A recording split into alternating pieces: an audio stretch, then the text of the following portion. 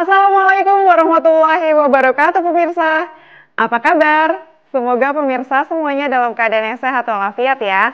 Senang sekali saya Novia Filda kembali hadir menemani Anda selama 30 menit ke depan yang akan menyajikan kisah dan kehidupan realitas selebriti tanah air secara positif, santun, dan penuh inspirasi. Semua dikemas dalam cerita selebriti.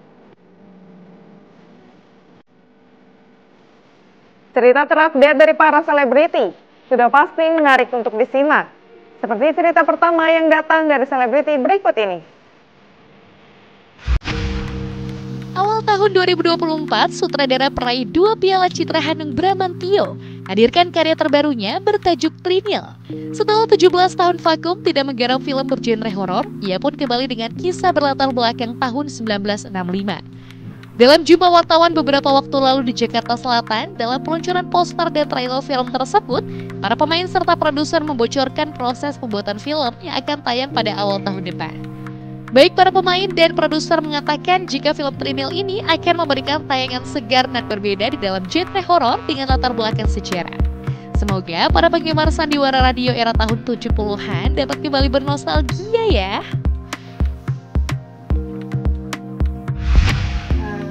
Assalamualaikum, selamat siang. Sebelumnya saya minta maaf sekiranya bahasa saya, karena saya berasal dari Malaysia, mungkin agak sedikit mix kan bahasanya, jadi kalau nggak ngerti diberitahu ya. Oke, salam kenal, saya Azlin, berasal dari Malaysia. Kami dari Seven Skies Motion Sdn Bhd. Berkolaborasi bersama Mas Hanung dan Dapur Film. Sebenarnya sebelumnya ya kita berkolaborasi untuk satu film lain yang lagi kita syuting di Jogja sekarang. Tapi karena pembikinan film itu terdapat sedikit delay karena pemilihan pelakon yang kita maksudnya masih mencarilah ketika itu. Jadi Mas Hanung memberi idea, Kak, gimana jika kita bikin horror? Dan kerana horror adalah salah satu film yang bagus mendapat sambutan yang bagus di Indonesia, jadi okay mas, why not? Dan itulah terhasilnya Trinil.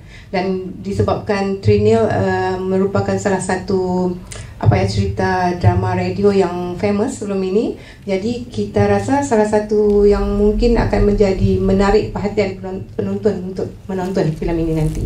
Untuk sebenarnya saya walaupun saya producer, saya meletakkan kepercayaan yang 100% kepada Mas Hanung, kerana sosoknya Mas Hanung sendiri kan, maksudnya kita nggak perlu petikaikan kehebatan beliau, cuma masih ada revisi berdua. Kak, dia akan nggak kalau gini, dan untuk pelakon Malaysia dia akan minta pandangan dari saya juga untuk mana yang bagus gitu kan. Perasaannya yang jelas merasa honored diajak Mas Hanung untuk ikut bermain di dalam film Trinil, juga sama Kak Hazlin.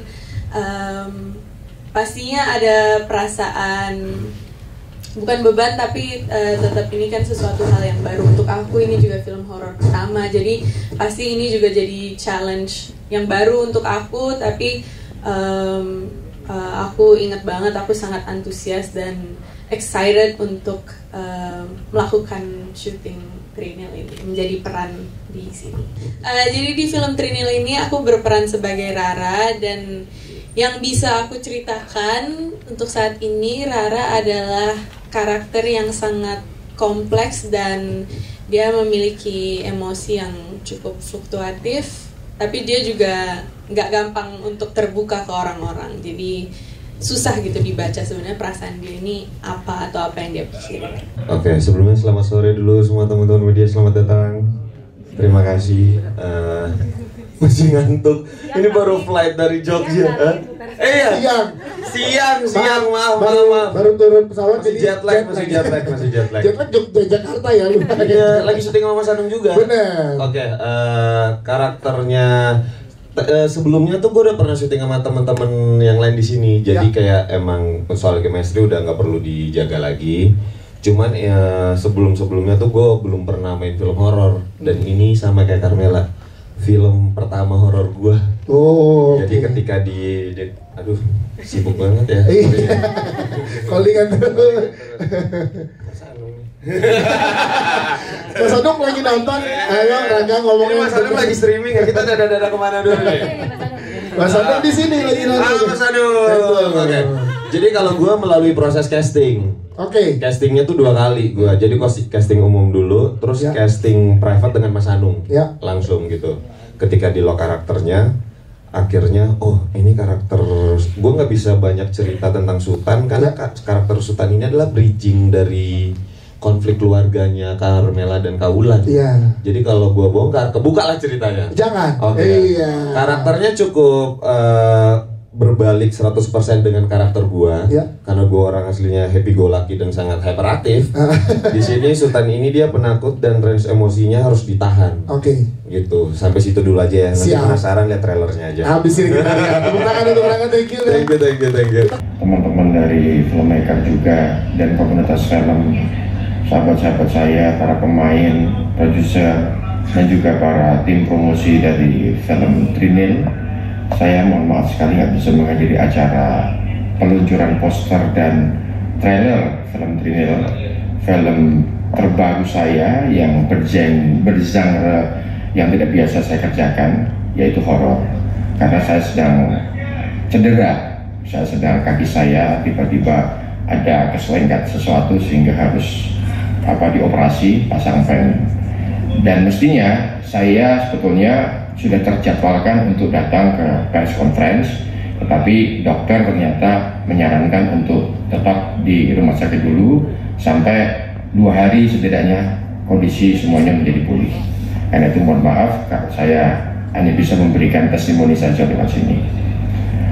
Film horor itu sebetulnya kegemaran saya. Salah satu kegemaran saya di dalam dunia film selain action dan juga superhero itu sebetulnya horor. Tapi kenapa saya selalu dikenal sebagai sutradara drama gitu kan? Karena memang mungkin saya mendirect drama pertama kali dan itu box office adalah Ayat Cinta gitu kan. Tapi sebetulnya passion saya, keinginan saya lebih kepada film-film yang bisa menggugah adrenalin yang cukup kuat, yaitu salah satunya adalah horor.